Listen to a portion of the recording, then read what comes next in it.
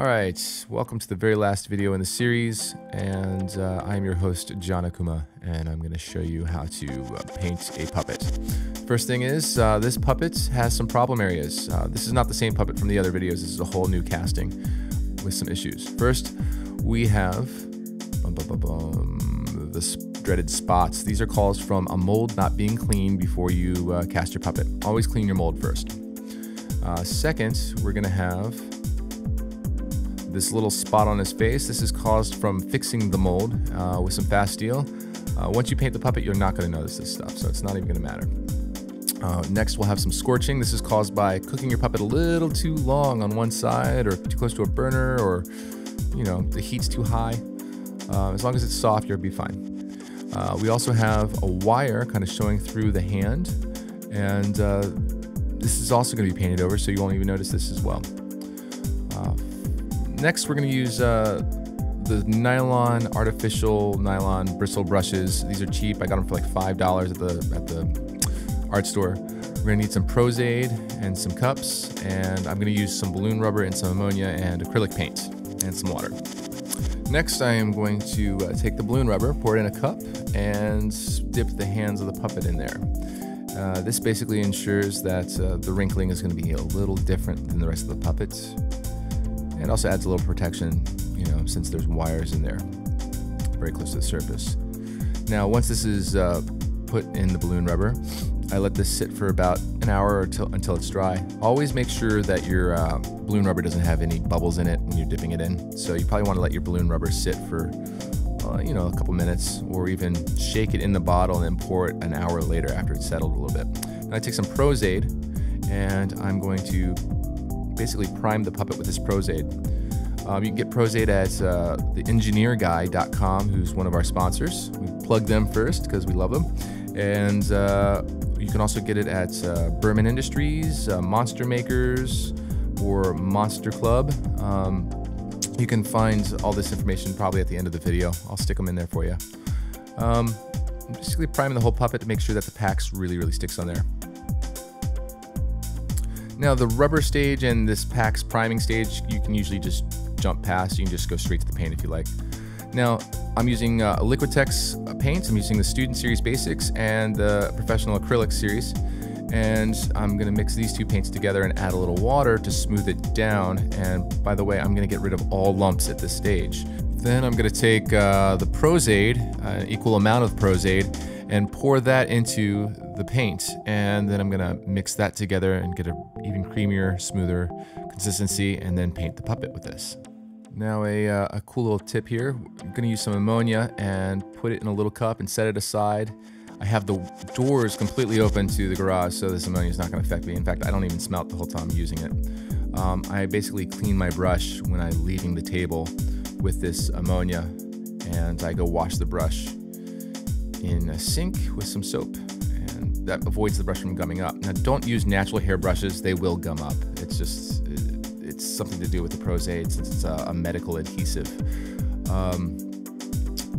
Now here I am painting the puppets, and I'm doing this in layers. We're going to skip ahead a little bit too, so I should warn you that I'm actually painting this this flesh layer about 3 times. I paint it, let it dry, paint it, and let it dry.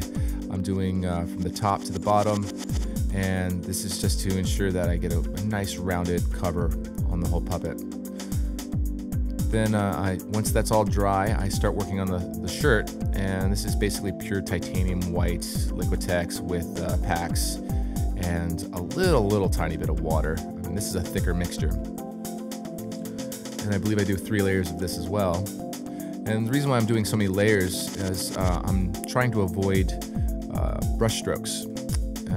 And the best way to avoid brush strokes is to use an airbrush, or use stippling method, where you use paper towels or even sponges to put the paint on.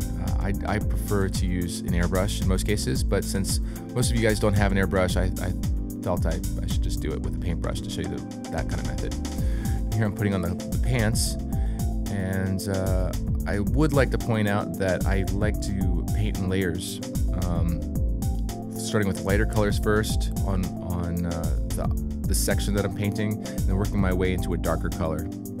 And you can always do highlights with whites or whitish blues or any kind of lighter color after you've done your darkest color.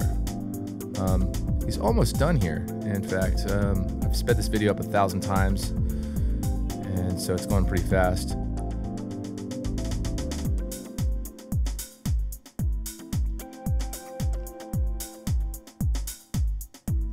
Now you see I'm putting on a darker layer on the feet.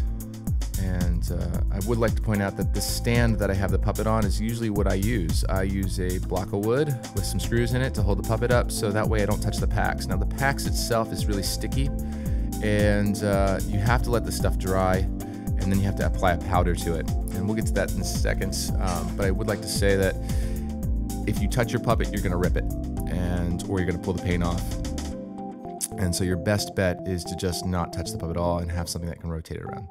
So a block of wood is pretty good with some screws through the feet. And let me just jump ahead and tell you that what you want to use for making this puppet not sticky is either cornstarch, baby powder, or even what I like to use, because I always have it available, is non-colored makeup powder. So that means just basic powder with no filler in it. Well, actually, it's all filler. There's just no color in it, no pigment. And you put it on a brush, or you put it on a blotter of some sort, and you just powder up the puppet, and then that will get rid of the stickiness.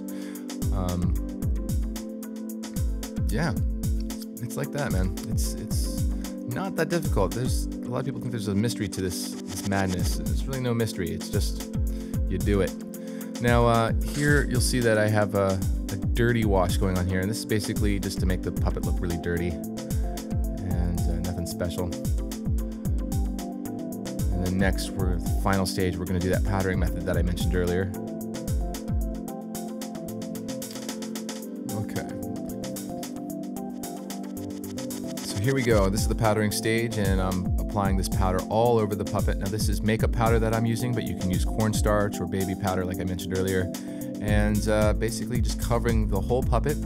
I'll wipe him down with a moist paper towel, and that will get off the little cloudiness that he has all over him. And then he's ready to go.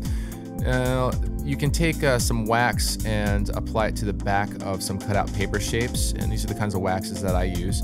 But apply them to some paper shapes that you've kind of put some expressions on there, made some eyeballs and stuff like that, and stick them on the puppet, because nothing else will actually really stick to him. And there you go. He is ready for animation. Also, I didn't paint the bottom of the feet just because he's not going to have a walk cycle. So now here's a comparison of the two puppets.